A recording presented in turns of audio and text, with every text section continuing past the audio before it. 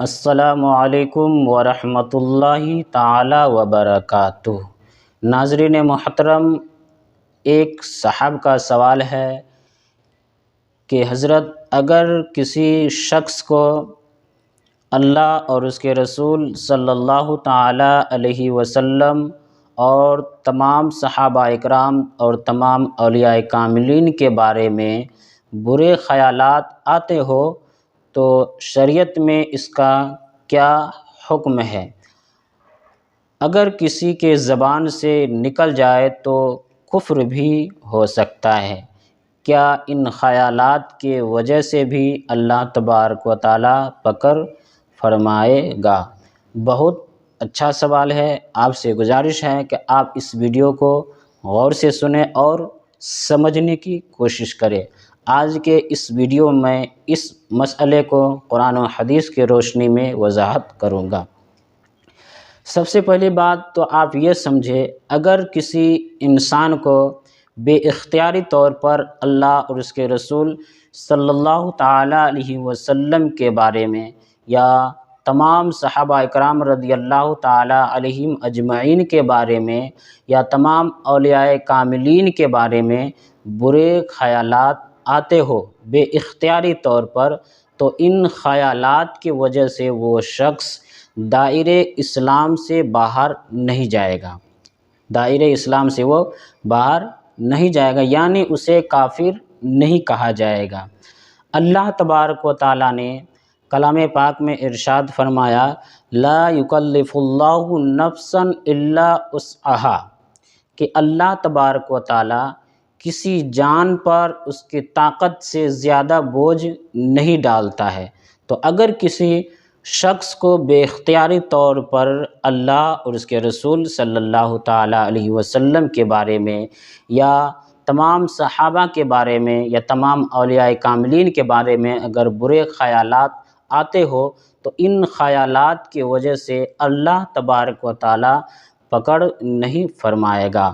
ہاں، اس چیز میں اللہ تبارک و تعالی پکڑ فرمائے گا اگر کسی شخص کو اللہ اور اس کے رسول صلی اللہ علیہ وسلم اور تمام صحابہ اکرام اور تمام اولیاء کاملین کے بارے میں برے خیالات آتے ہو اور وہ شخص انہی خیالات میں الجھتے رہتے ہیں، سوچتے رہتے ہیں، تو یہ خیالات، ان خیالات کی وجہ سے اللہ تبارک و تعالیٰ پکڑ فرمائے گا۔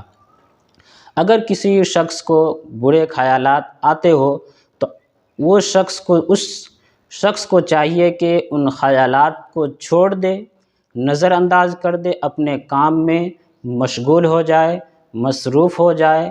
اگر کوئی شخص یہ کر لیتا ہے تو اسے ایمان کی علامت بتایا گیا ہے۔ اگر کوئی شخص اس طرح کرتا ہے تو ان چیزوں کو کرنے کے بارے میں جو ہے نا ایمان کی علامت بتایا گیا ہے۔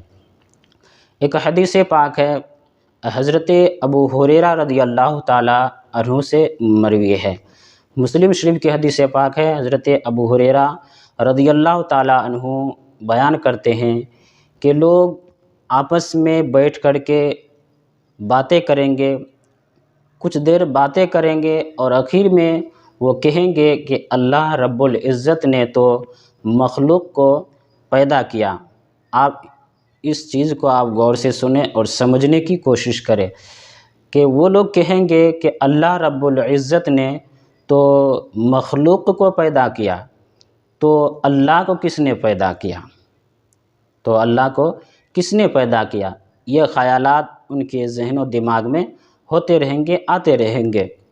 تو آپ فرماتے ہیں اگر کسی شخص کو یہ خیالات آتے ہو تو اسے چاہیے کہ یہ کہے کہ آمنت باللہ و رسولہ، کہ میں اللہ اور اس کے رسول پر ایمان لایا، یہ کہہ لے۔ اگر یہ خیالات ان کے ذہن و دماغ میں آتے ہو تو وہ شخص یہ کہے کہ آمنت باللہ و رسولہ، میں اللہ اور اس کے رسول پر ایمان لایا۔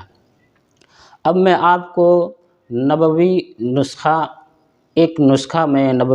نسخہ میں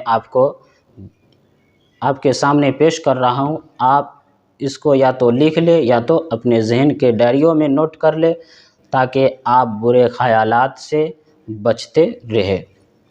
ہاں، اگر کسی شخص کو برے خیالات آتے ہوں اللہ اور اس کے رسول صلی اللہ تعالیٰ علیہ وسلم کے بارے میں، صحابہ کے بارے میں یا اولیاء کاملین کے بارے میں، تو اسے چاہیے کہ تعوذ یعنی اعوذ باللہ من الشیطان الرجیم اس کو کثرت سے پڑھے۔